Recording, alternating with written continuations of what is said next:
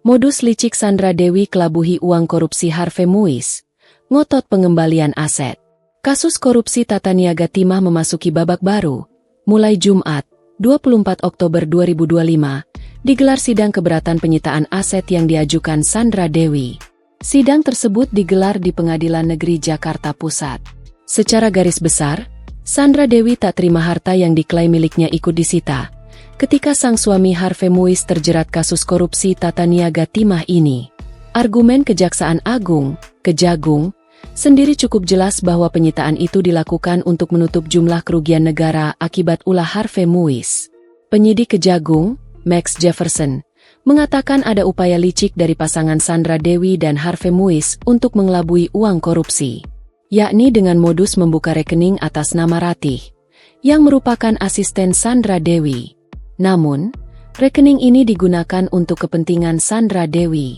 Hal ini disampaikan Max saat dihadirkan sebagai saksi dalam sidang keberatan atas penyitaan aset milik Sandra Dewi yang dirampas negara, karena dinilai terlibat dalam kasus korupsi tata niaga timah. Jadi, waktu itu Bu Sandra Dewi membuka rekening atas nama Ratih untuk dipakai oleh Bu Sandra Dewi. Ini berdasarkan keterangan Ratih di tahap penyidikan, kata Max, dalam sidang di Pengadilan Negeri Jakarta Pusat, Jumat, 24 Oktober 2025. Dalam sidang, Max tidak menyebutkan kapan rekening ini dibuat dan berapa total transaksi yang dilakukan melalui rekening atas nama Ratih tersebut.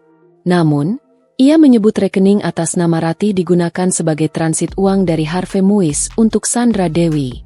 Tapi, dalam pelaksanaan, bisa ada uang yang masuk ke Bu Sandra, bisa uang yang untuk kebutuhan Bu Sandra, tapi harus lewat Ratih. Ujarnya dikutip dari Kompas.com.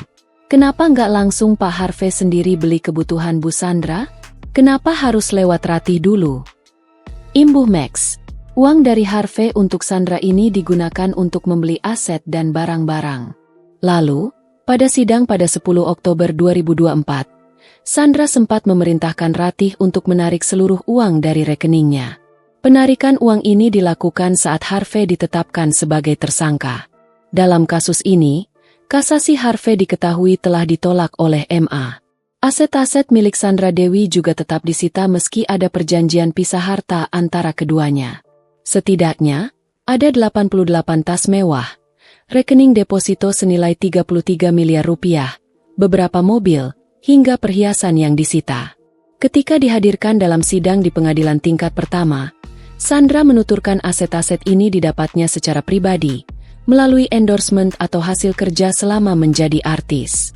Namun, aset-asetnya tetap disita untuk membayar uang pengganti senilai 420 miliar rupiah yang dijatuhkan pada Harvey.